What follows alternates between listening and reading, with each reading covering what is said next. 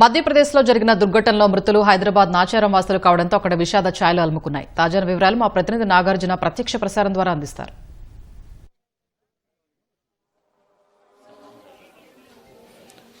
జబల్పూర్ జరిగినటువంటి రోడ్డు ప్రమాద ఘటనకు సంబంధించి ఇప్పటికే నాచారం వాసులుగా వాళ్ళందరినీ గుర్తించారు. ప్రస్తుతం ఇక్కడ నాచారంలో ఉన్నటువంటి రాఘవేంద్ర కాలనీలో విషాద ఛాయలు అంటున్నాయి.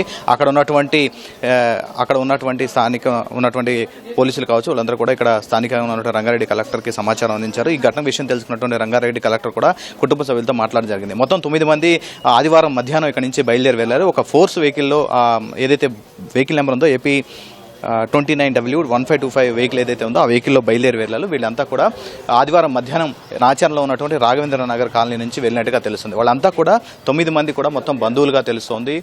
మృతి చెందిన వాళ్ళ వివరాలు ఇప్పటికే తెలుస్తున్నారు. వాళ్ళంతా కూడా సంతోష్, శశికాంత్, రవి, ఆనంద్ వీళ్ళంతా కూడా మృతి చెందినట్టుగా తెలుస్తోంది. దాంతోపాటు నవీన్, బాలకృష్ణకు ఇంకా ట్రీట్మెంట్ కొనసాగుతున్నట్టుగా కొద్దిసేపటి క్రితం వాళ్ళందరికీ సమాచారం అందింది. అయితే మొత్తం 9 మంది పూర్తి సమాచారం ఇక్కడ ఉన్నటువంటి స్థానిక నాచారం పోలీసులు సేకరిస్తారు. వాళ్ళ బంధువులు ఈ ఘటనా స్థలానికి చేరుకున్నటువంటి అక్కడ ఉన్నటువంటి వాళ్ళందరూ కూడా వీరితో మాట్లాడి వివరాలన్నీ చెప్తున్నారు. స్థానికంగా ఉన్నటువంటి పోలీసులు కూడా వాళ్ళతో మాట్లాడుతున్నారు. అయితే ఇక్కడ రాఘవేంద్ర నగర్ కాలనీలో కొంత విషాద ఛాయలు అలుముకున్నాయి. ప్రస్తుతం అసలు వీళ్ళంతా ఎప్పటి నుంచి వెళ్ళారు, ఎక్కడ దీనికి సంబంధించిన వివరాలు వెల్లడించేందుకు వాళ్ళ బంధువులు ఉన్నారు. ఒకసారి మాట్లాడి చూద్దాం. సార్, వీళ్ళంతా ఎప్పుడు వెళ్ళారు సార్?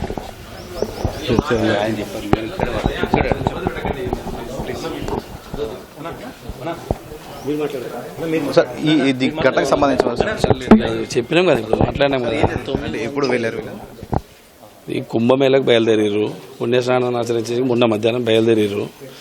తిరిగి వస్తుంటే జబల్పూర్లో యాక్సిడెంట్ అయిందని విషయం తెలిసింది ఇప్పుడే. అది ఎంతవరకు అనేది టీవీలలో చూస్తే కానీ అందరికి తెలిసింది. దాంట్లో ఒక 7 మెంబర్ దాకా చనిపోయారన్న విషయం కూడా తెలుస్తుంది.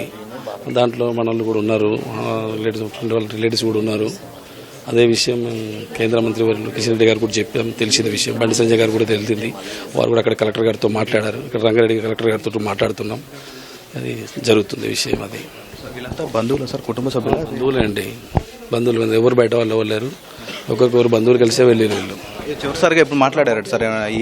ఎప్పుడు అంటే వీళ్ళంతా ఎక్కడెక్కడికి వెళ్ళారు? ఓన్లీ కుంభమేళాకి వెళ్ళారు, అయోధ్య? కుంభమేళకే వెళ్ళారు.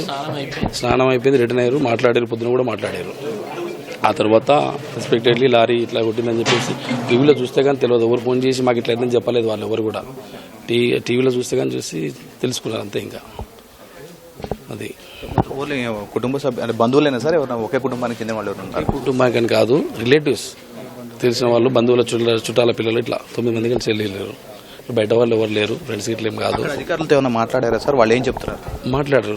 అక్కడ జబల్పూర్ కలెక్టర్ గారితో కూడా, ఇక్కడ రంగారెడ్డి కలెక్టర్ గారు కూడా మాట్లాడారు. వారు కూడా చెప్పారు ఇట్లా 7 మెంబర్స్ కొంచెం ఇట్లా జరిగారు. 2 టికెట్లో ఊరని కూడా మాకు ఇప్పుడే విషయం చెప్పారు. రంగారెడ్డి జిల్లా కలెక్టర్ గారు కూడా చెప్పారు.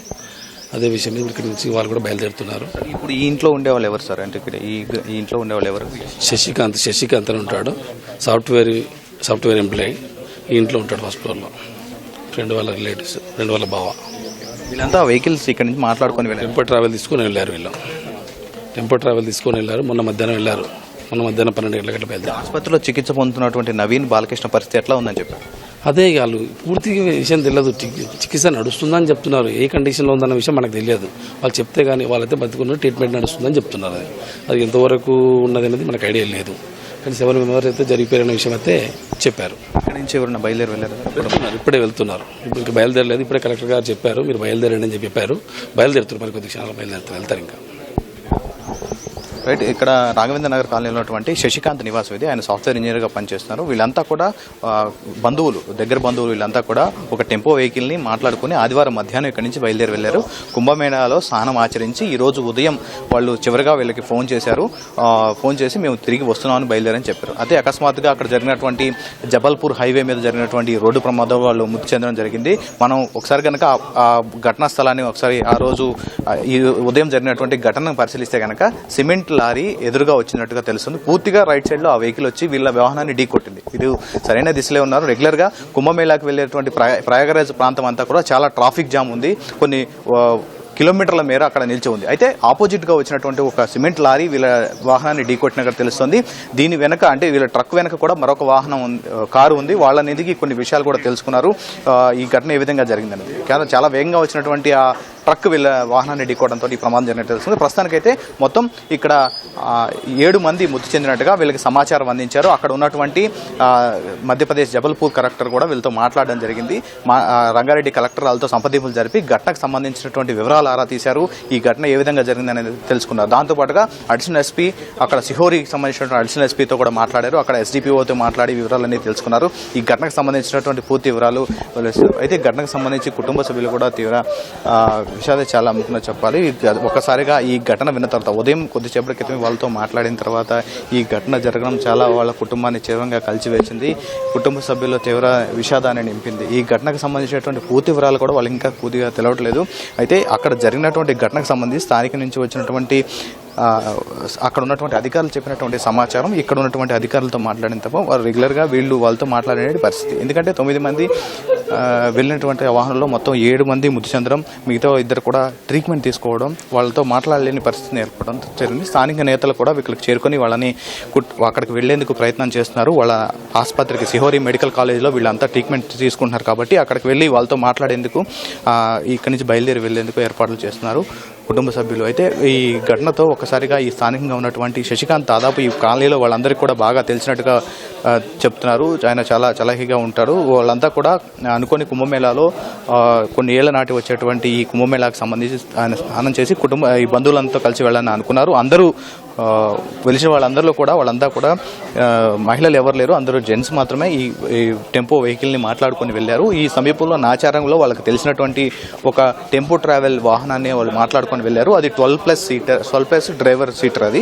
సో ఆ వాహనాన్ని మాట్లాడుకొని వెళ్ళడం నేను ఆదివారం మధ్యాహ్నం వెళ్ళారు. నిన్న అక్కడికి చేరుకున్నారు. ఈరోజు రాత్రి తెల్లవారుజామున అక్కడ స్నానం చేశారు. తిరిగి బయలుదేరాడు. అక్కడి నుంచి బయలుదేరిన సమయంలో ఆ హైవేపై ఈ ఘోర ప్రమాదం చోటు చేసుకుంది. ఈ ప్రమాదం విషయాన్ని స్థానికంగా ఉన్నటువంటి వారసులు కూడా వాళ్ళ దగ్గర లభించినటువంటి ఆధార్ కార్డ్స్ కావచ్చు, కొన్ని ఐడి కార్డ్స్ ఆధారంగా వీళ్ళంతా నాచారానికి సంబంధించినటువంటి వాళ్ళుగా తెలుసుకున్నారు. అక్కడికి తెలుసుకున్న తర్వాత వాళ్ళంతా అక్కడికి చేరుకొని స్థానికంగా ఉన్నటువంటి అధికారులందరూ కూడా అక్కడికి చేరుకొని వాళ్ళకి లోపల ట్రక్లో చాలా ఇబ్బందికర పరిస్థితులు, అంటే సిమెంట్ ట్రక్ కావడం, చాలా వేగంగా రావడంతో ఆ రెండింటి మధ్య అది ఫ్లైఓవర్ ఉన్నటువంటి బ్యారిగేడ్కి దీనికి మధ్యలో ఇరుక్కొని పోవడం, రైలింగ్కి దీనికి మధ్యలో ఇరుక్కొని పోవడంతో వాళ్ళందరినీ మృతదేహాలు తీయడం కూడా కొంత కష్టమైందని చెప్తున్నారు. ఆ వాహనాన్ని మనం ఒకసారి కనుక ఆ ప్రమాదాన్ని దృశ్యాలు మనం గమనిస్తే చాలా ప్రమాదకరంగా అక్కడ కనిపిస్తున్నట్టుగా తెలుస్తుంది.